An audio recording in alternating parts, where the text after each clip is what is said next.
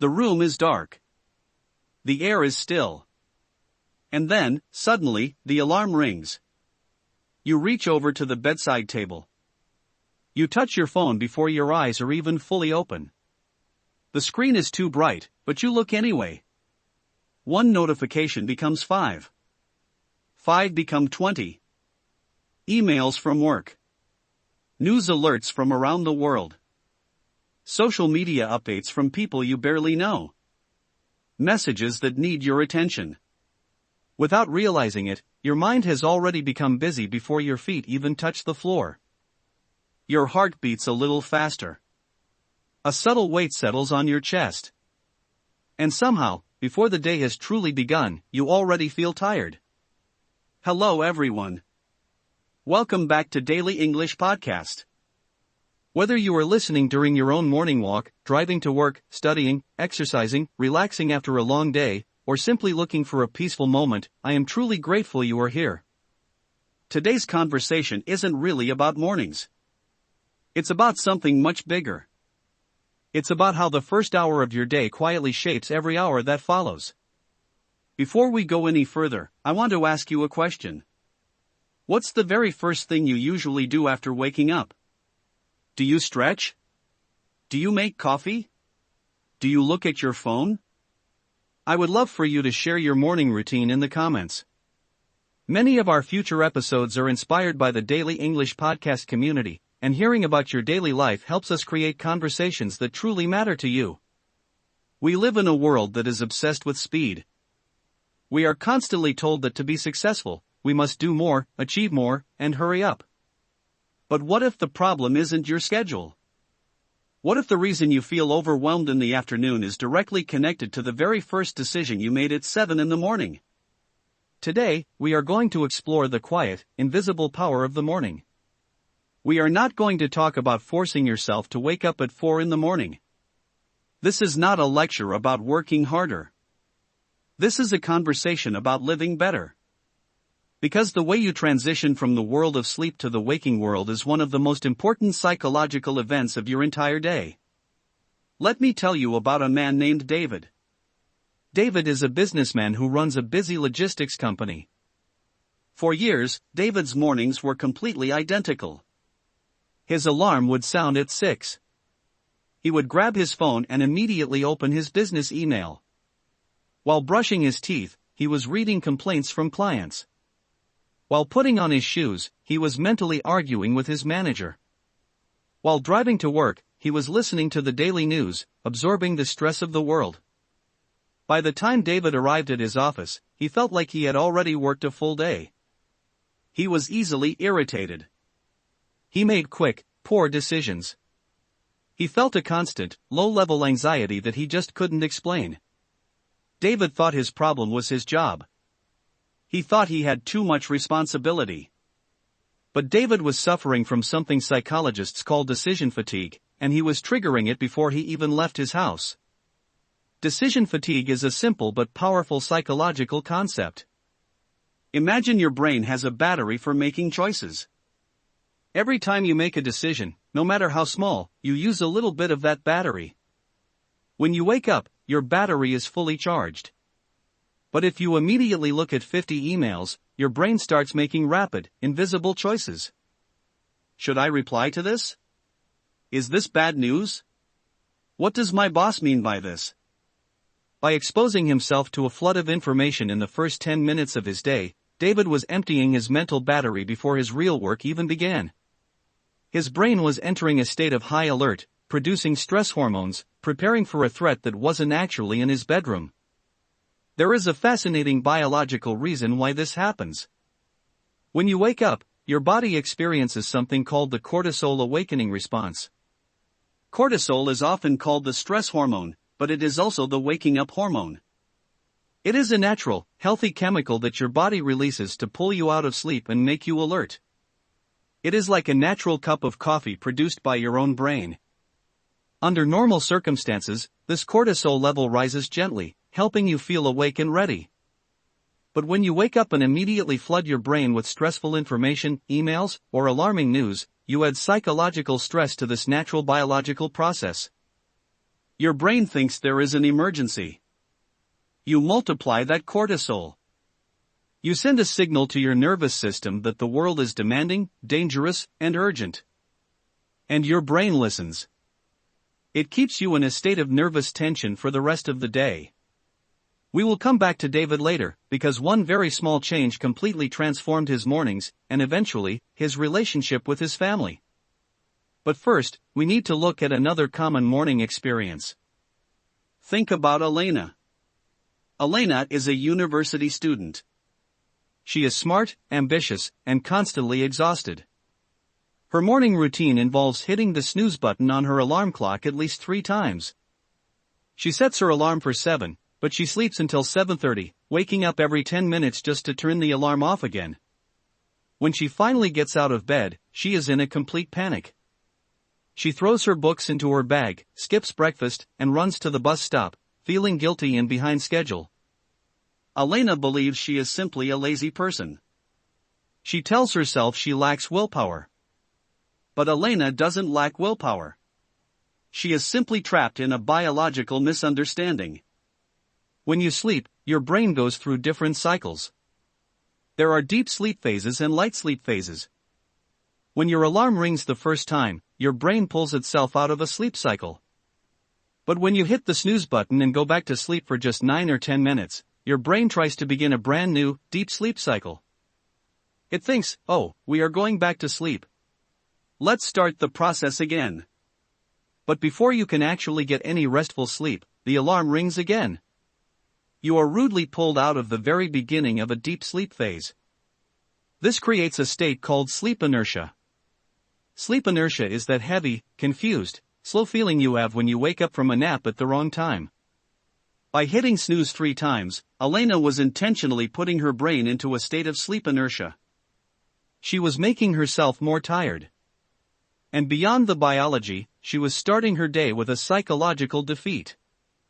The very first promise she made to herself the night before, which was to wake up at 7, was broken. She was teaching her brain that her own intentions didn't matter. This brings us to a profound realization about morning routines. Your morning routine is not just a list of actions.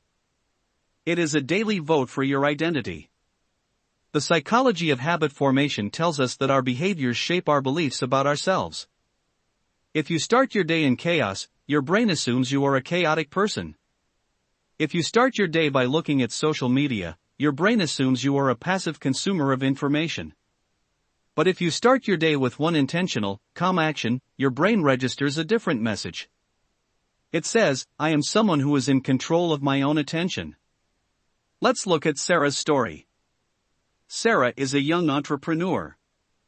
She built a successful online business, but she felt deeply unhappy. Her mornings belonged to her phone. She would lie in bed scrolling through social media, comparing her life to other people's highlight reels. She saw other entrepreneurs launching products, traveling to beautiful places, and seemingly living perfect lives. Within 20 minutes of waking up, Sarah felt inadequate, jealous, and anxious. She was hijacking her own emotional state. This is where the science of attention and dopamine becomes incredibly important. Dopamine is a neurotransmitter in your brain. It is the chemical of desire, motivation, and reward.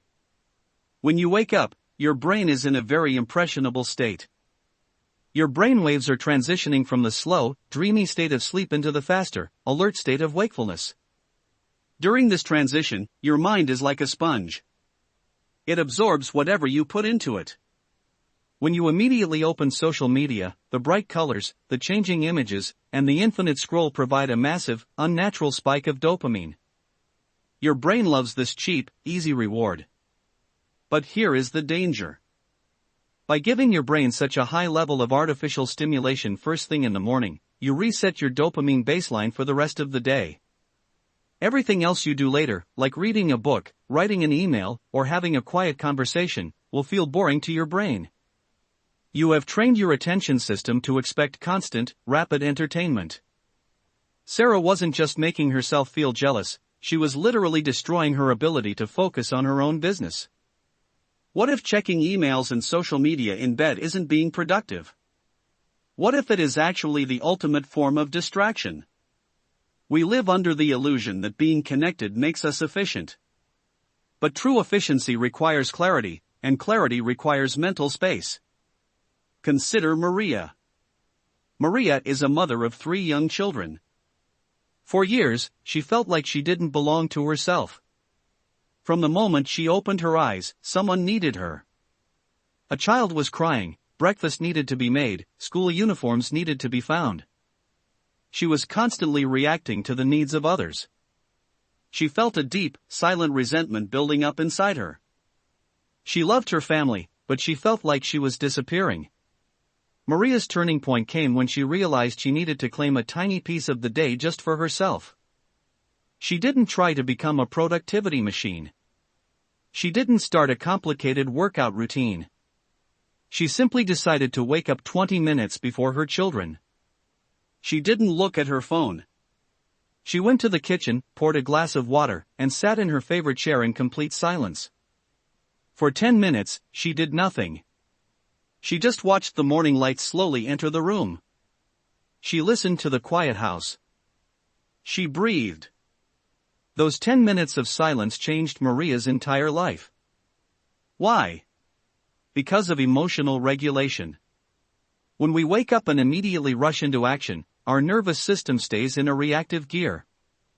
We are responding to external demands. But when we sit in silence, we allow our nervous system to settle. We engage the parasympathetic nervous system, which is the part of our biology responsible for rest, digestion, and calm. Maria was building an emotional shield. By starting her day from a place of peace, the inevitable chaos of raising 3 children didn't destroy her mood. When a child spilled milk at breakfast, she didn't shout. She had the emotional capacity to handle it gracefully, because she had already filled her own cup first. We often underestimate the profound importance of silence. In our modern world, silence has become a luxury. We are surrounded by noise. Traffic, podcasts, music, television, the hum of refrigerators, the buzzing of phones.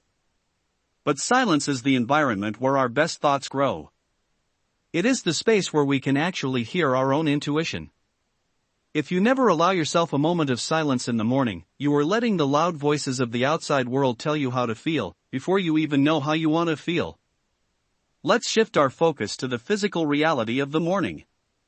The way you treat your body in the first hour has a massive impact on your mental clarity.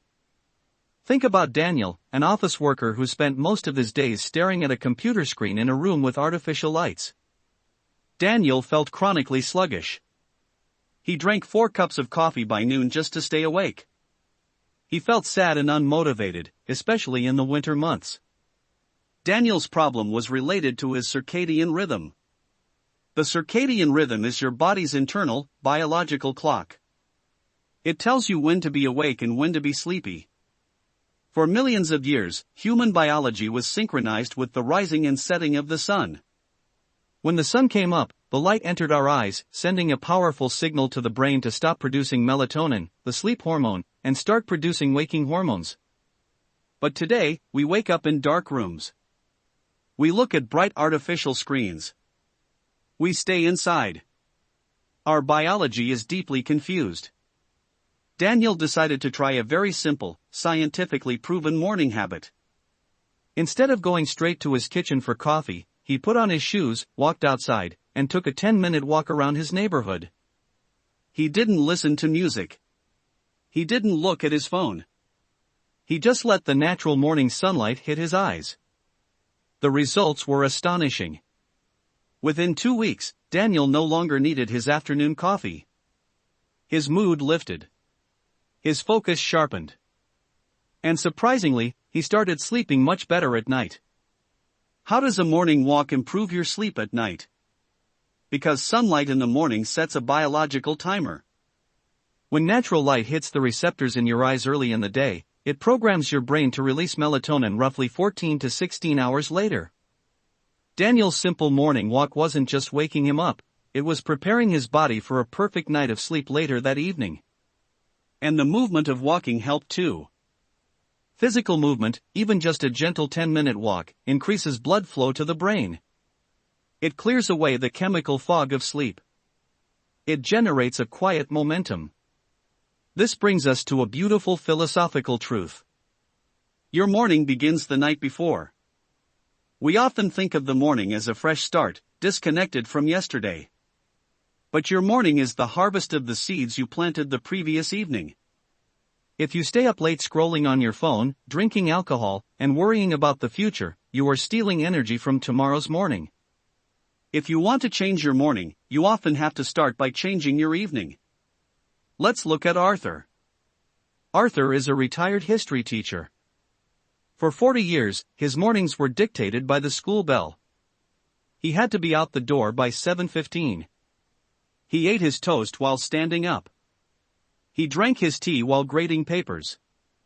When he finally retired, he experienced a crisis of identity. Without the external pressure of his job, he didn't know how to start his day. He began sleeping late, watching television in his pajamas, and feeling a deep sense of uselessness. Arthur realized that a peaceful life doesn't happen automatically just because you stop working. A peaceful life requires intentional design. Arthur decided to study the ancient philosophy of Stoicism. The Stoic philosophers, like Marcus Aurelius, believed that the morning was a sacred time to prepare the mind for the challenges of human life. They believed in waking up with a clear purpose. Arthur didn't need to go to a classroom anymore, but he needed a purpose. So, he created the slow morning. Every day at 7, he wakes up. He goes to his kitchen and makes a pot of loose-leaf tea. He doesn't rush the process. He listens to the sound of the boiling water. He watches the steam rise. He smells the leaves. He pours the tea slowly. Then, he sits by the window and reads one chapter of a challenging book. He writes one single sentence in a notebook about something he is grateful for. Arthur is practicing mindfulness. Mindfulness is simply the act of paying full attention to the present moment without judging it. By turning the simple act of making tea into a mindful ritual, Arthur is telling his brain that his life is beautiful, valuable, and worthy of attention. He is no longer rushing toward the future. He is fully arriving in the present. What if waking up earlier isn't the answer? Many people fail at building morning routines because they try to change their wake-up time drastically. They usually wake up at 8, so they suddenly set their alarm for 5. They do this for 2 days, feel completely exhausted, and then quit, feeling like a failure. The goal is not to join an imaginary 5 a.m. club. The goal is to improve the quality of the first hour you are awake, regardless of what time the clock says. If you naturally wake up at 7:30, keep waking up at 7:30. But change what you do at 7:31. Let's think about Leo. Leo is an artist.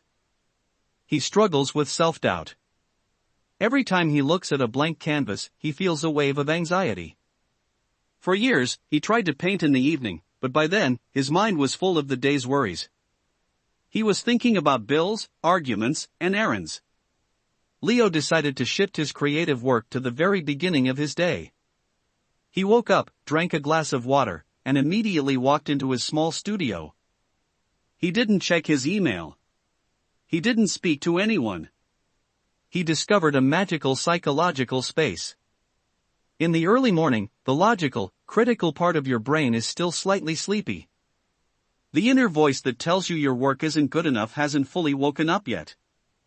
Your brain is still lingering in a state where the subconscious mind is accessible.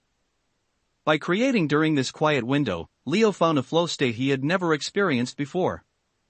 His art became looser, more honest, and more joyful. He was capturing the raw energy of the morning before the world had a chance to shape his thoughts.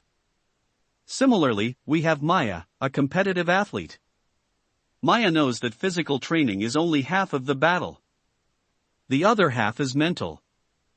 If she steps onto the track feeling doubtful or scattered, her performance suffers. Maya uses her morning for cognitive priming.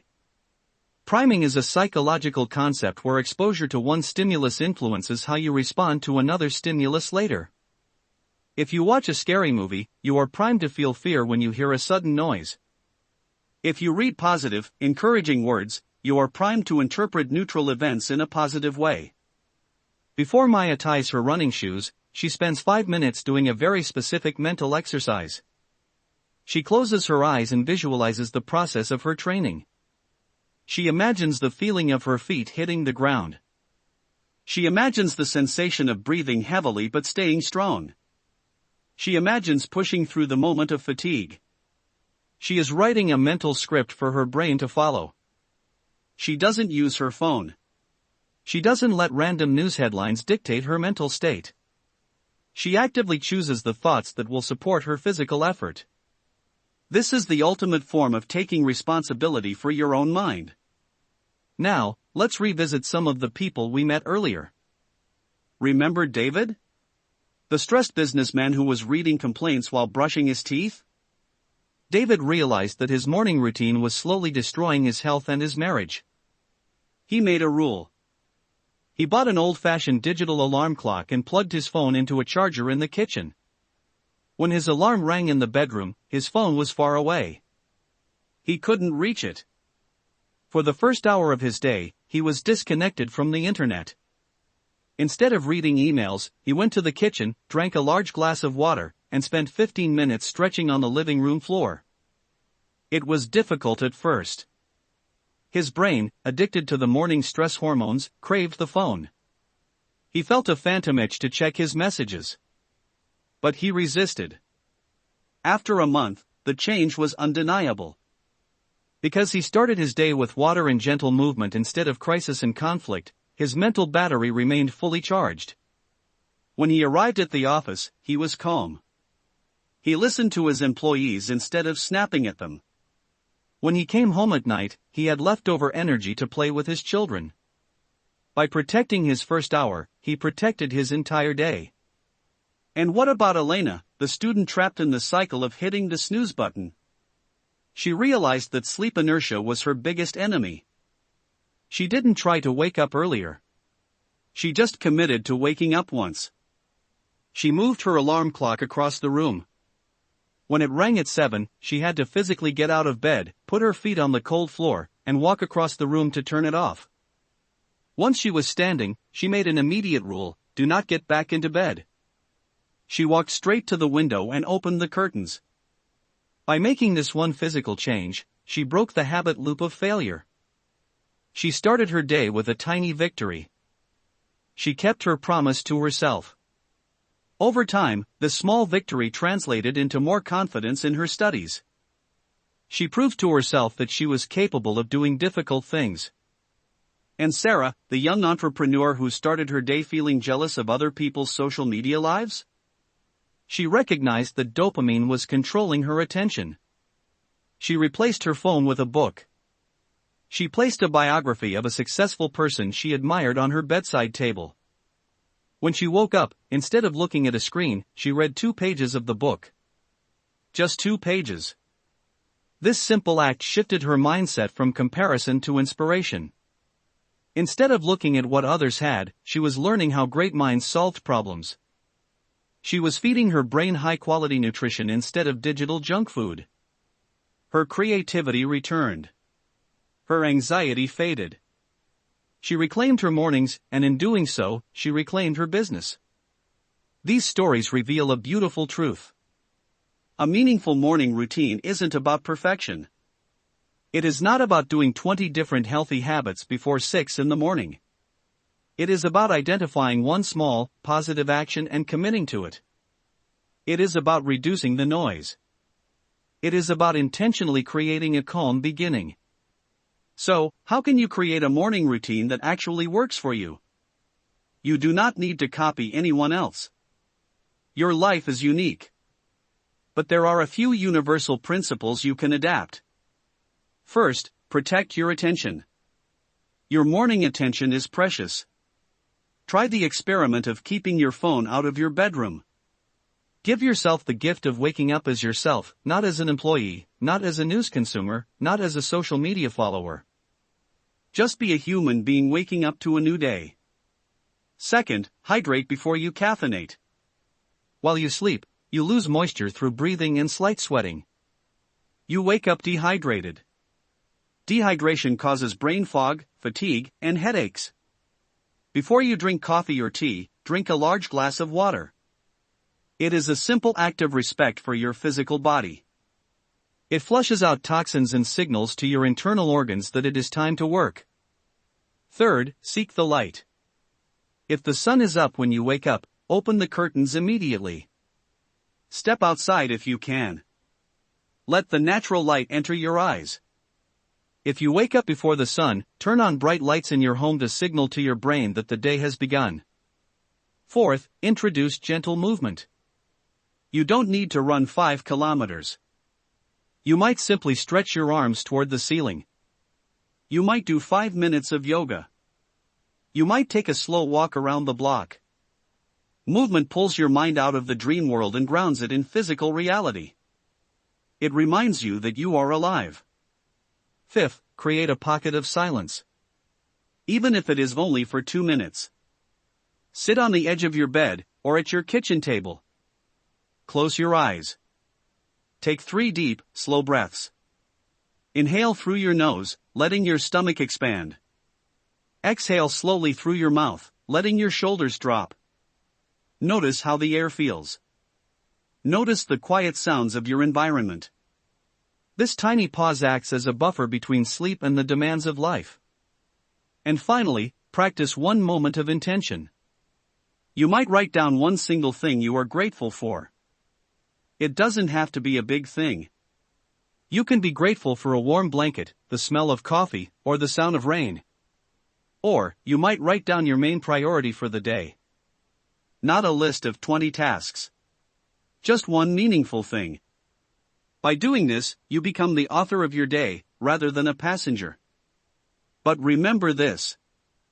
There will be days when your routine falls apart. You will oversleep. You will check your phone and see an urgent message. You will feel rushed. When this happens, do not judge yourself. Do not think, the morning is ruined, so the whole day is ruined. Progress is not about never failing. Progress is about how quickly you return to your intention. If you have a chaotic morning, forgive yourself immediately. Take a deep breath at noon, reset your mindset, and try again tomorrow.